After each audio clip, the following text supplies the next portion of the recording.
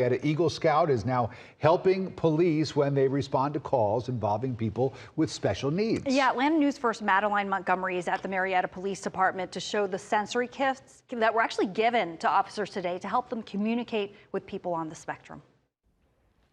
These kits are filled with a number of things. They've got toys, they even have whiteboards in here, and all of this is to help police officers here in Marietta communicate with people who have intellectual disabilities and connect with them, especially in tricky situations.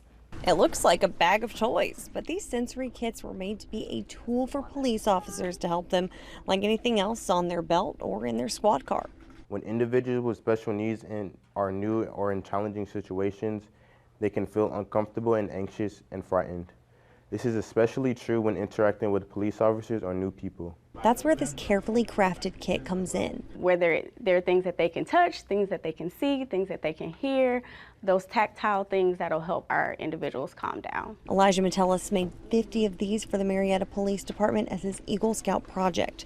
His inspiration, his little sister who has autism. Last summer when I received my driver's license, I wondered what would happen if Shemai was in the car while I was getting pulled over. My little sister Shemaya would definitely get nervous and will need support calming down. It's a great thing to be gifted for our department because our officers come across many different individuals on a daily basis. While officers are trained at identifying individuals with special needs and how to interact with them, they say actual tools like this are helpful. It kind of helps us deal with those people in crisis when we reach them on the street. Officers will be keeping these kits in squad cars, and they'll also keep some of these here at the department for folks who come in. Reporting in Marietta, I'm Madeline Montgomery, Atlanta News First.